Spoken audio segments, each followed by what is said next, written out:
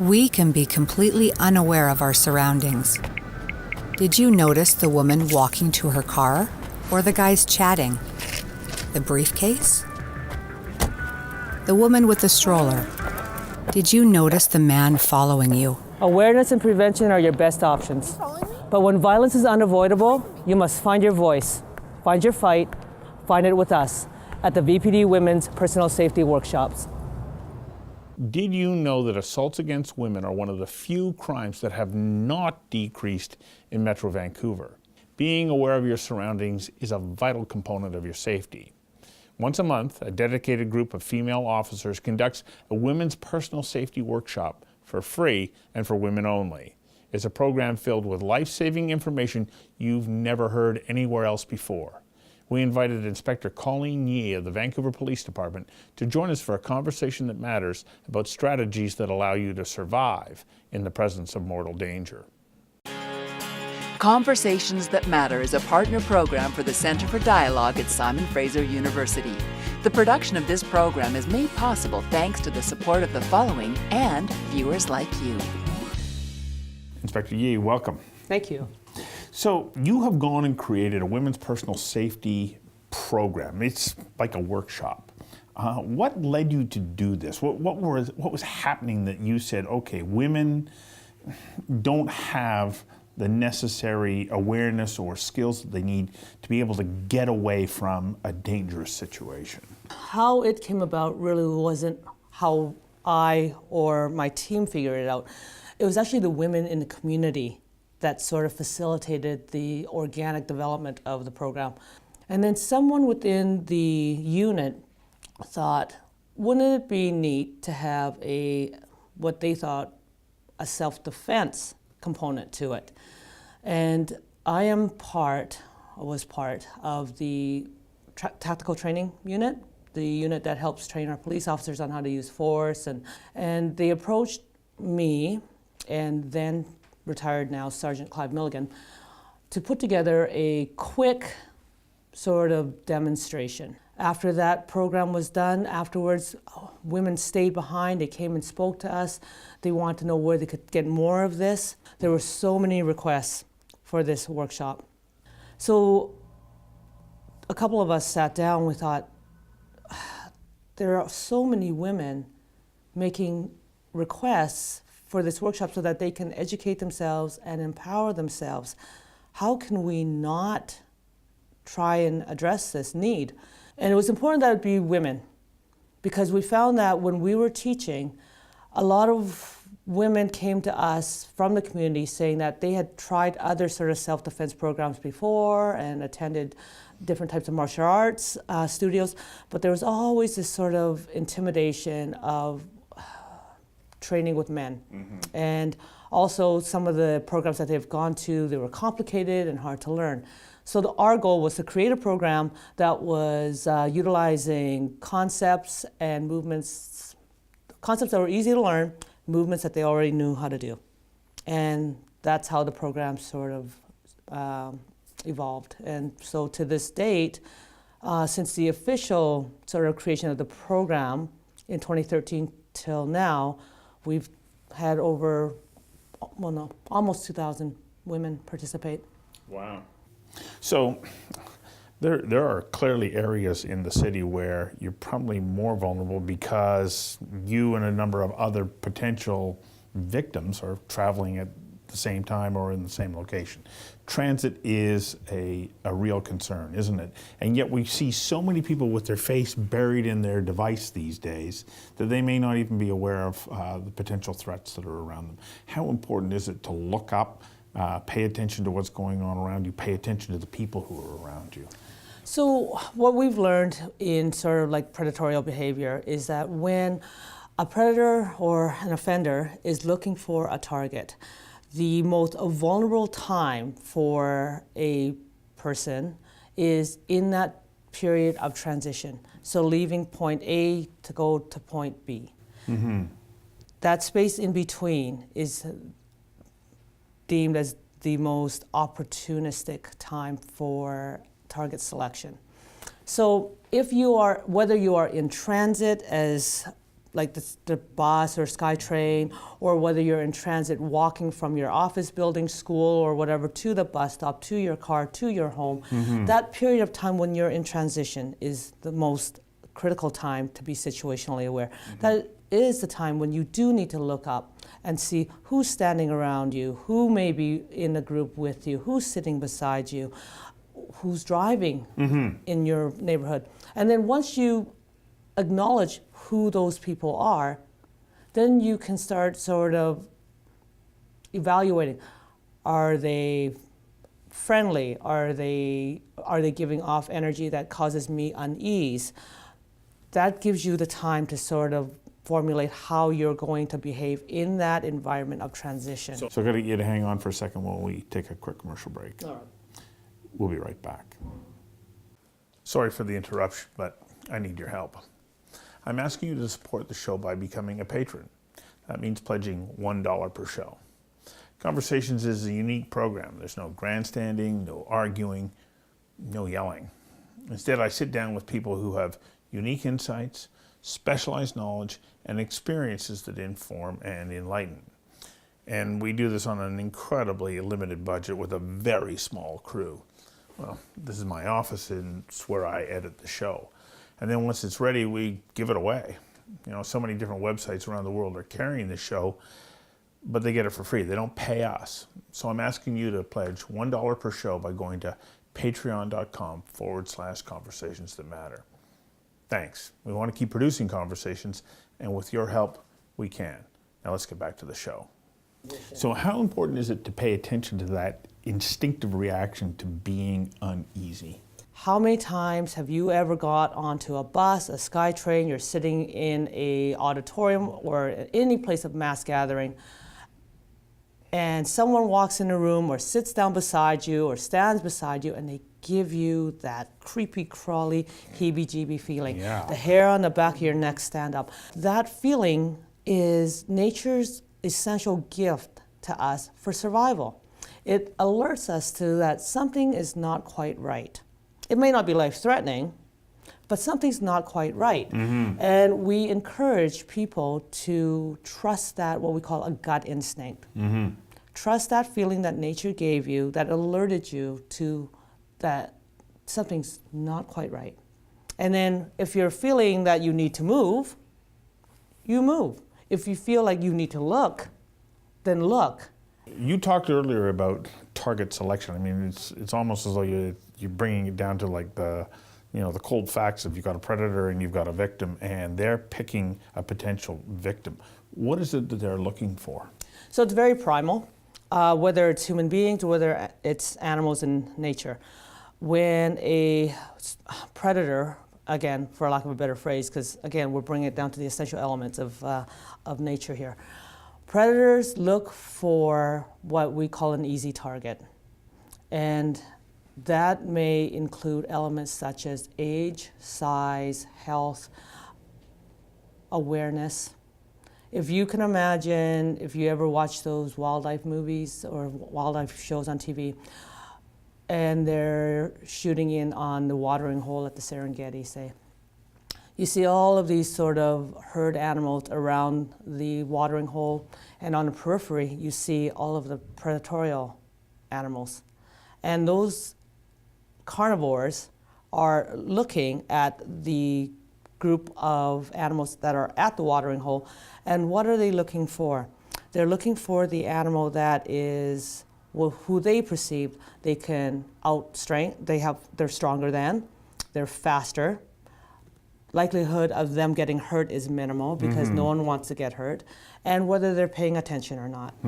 So you translate that into the human realm, and that's exactly what the human predator is looking for. Someone he or she thinks that is weaker than they are, easily overpowered. They're not paying attention, so the element of surprise is on the side of the predator, and that the predator, chances of getting hurt is minimal to none. So what do you do about that? You know. So again, what do you do about that? Like, how do you defend yourself against? So you bring that back to the sort of the animal kingdom. which animals there are not getting selected by the predators, by the lions, the hyenas, the cheetahs that are waiting in the periphery. Well, the ones who are not putting themselves in harm's way, and they're aware. And how are they doing that? Exactly, they're aware. They're looking up. They're looking around to see what's in their environment. They appear strong. They appear alert. And they know when something is amiss because, again, they're situationally aware. Then now you translate that into the human realm. Having spoken to many, many suspects and accused in my field of work, sometimes we will ask them, how did you come to select the person that you did in this case that now we're investigating and that you're charged with? And most times they're quite honest in, once the report is built. They say, well, for every person that we choose, we pass many people over based on the way they carry themselves, based on their level of situational awareness and their physical, what we perceive their physical ability to be, because we don't want to get hurt. Right, they just want to win. So how important is it to look at people that you have any misgivings or uneasy feelings about? Like to actually look at them? Acknowledging someone's presence is important because it takes the element of surprise away. Say the predator chose me. They chose me because they have made an evaluation of my physical abilities, my situational awareness, my ability to fight back. So the element of surprise is taken away if I acknowledge their presence. And again, acknowledging their presence for a lot of people can be a scary thing. Mm-hmm. You're walking down the street, you feel someone following behind you, your heart rate goes up, you're nervous, you don't want to look, you just want to go as fast as you can so you can get away from whatever's making you feel uneasy. Mm-hmm. Now, that is giving off a certain type of energy that the offender is basically feeding on. Mm-hmm. They can pick up fear, they can pick up uncertainty, and that actually fuels their drive even more. Once you stop and you turn around and you look at them and acknowledge them, it interrupts that energy flow that they were essentially feeding on and getting energy from and getting more and more courage from. Mm-hmm. Believe it or not, predators who are sitting there looking for a target is receiving that information and they're making evaluations based on what they're seeing. Someone who's passing someone else, if they look away, it shows to them a sign of submissiveness, avoidance, and for them that's a weakness that they can capitalize on. We mitigate that by practicing looking at people when it's not stressful. Mm-hmm. I encourage participants in our workshop, if you don't already, next time when you walk out onto the street and you're approaching somebody and you feel like you want to look away because that's how habitually you behave, this is a non-stressful situation. Start making it a habit to look at someone, look at their face. And it's not a hard stare or glare, it's just a casual, gentle look of acknowledgement that you exist. That's great, and you pass by. Mm-hmm. So if they start practicing in a non-stressful environment at a time when they do need that skill, it'll be more readily available. Mm-hmm. So you talk about the element of surprise, but you're talking about it from the perspective of the person who is the perpetrator. How important is the element of surprise if you are a potential target? If a potential offender, has chosen me to be a target, remember, he's chosen me because he has perceived that I am going to be, quote unquote, an easy win based on my gender, perhaps, age, size, physical level of fitness, the environment, and my situational awareness. Right. So all those he or she has calculated, and the equation has pointed to me. Mm-hmm. So when they do engage in whatever act that they're going to do against me, in this case, let's make it simple, they're going to attack me and they're going to try and hurt me.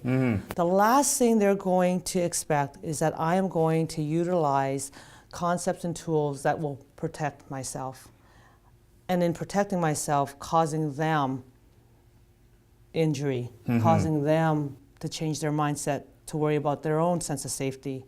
So I had the opportunity to sit in on one of the workshops, and initially I thought, oh, okay, here we go, another self-survival, do this, do that. You know, I've seen it in the movies and so on.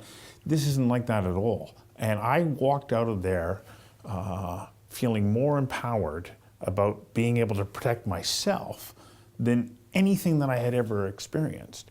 And I know that you want to be careful about not sharing what those techniques are, but it was extraordinary that what you were saying is and you put it politely before, you want to deliver an injury that's going to make that person forget about you and think about themselves. How important is that? Mindset is critical for the person who is the target, and it's also critical for the person who's the offender.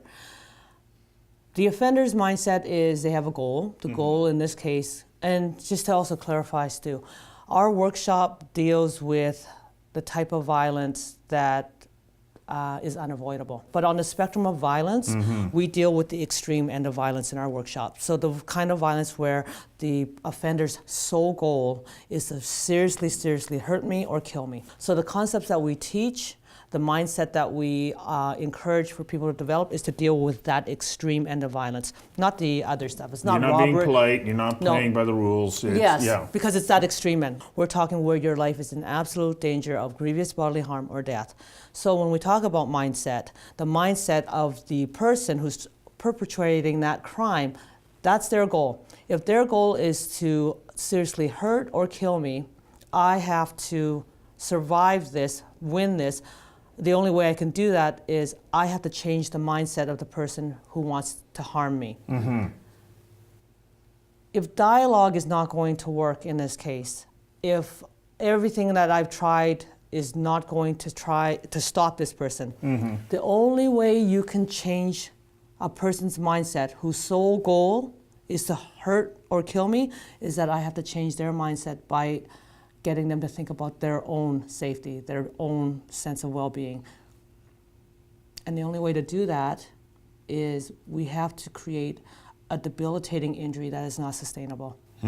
So we have to cause an injury so great, it's not based on pain, it's actually based on human biomechanics, so that they all of a sudden think, you know, why can't I stand up? Or why can't I breathe? It changes their mind, their focus from the target to themselves. And once that mind shift occurs, it creates a window of time and opportunity for the person who is selected as a target to ensure that they have enough time to get away. It's very effective. I've never seen anything like it. When I came out of there, I was telling people that I know, like I was like, as I said, empowered. And I was telling people that I know about this, and they're going, oh my gosh, I want my wife, I want my daughter, I want my niece. Like, I want them to take this program because you share techniques, and I'm being careful not to share them right now because I know that there's so much about this element of surprise.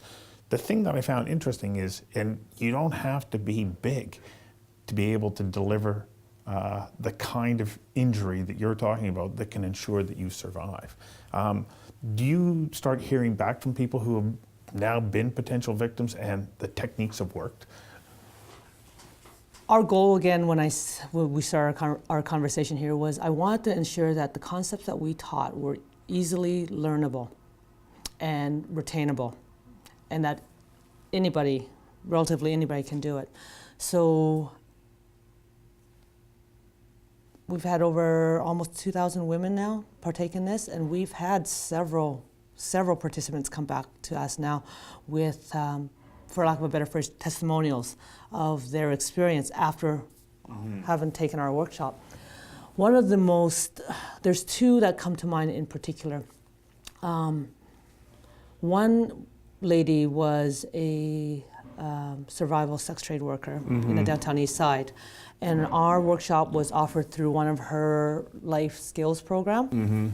She took our program, and about 2 weeks later, she was in the downtown east side working, and she was attacked by a violent individual. She came back to us probably about a week later, and she shared her story. She said that in the lane, this fellow grabbed her from behind, had a knife, cut her face. The first thing she did was she remembered the words and phrases that we had taught her at the workshop, and she started employing those tactics. And she said, in her words, once I started, it all fell together.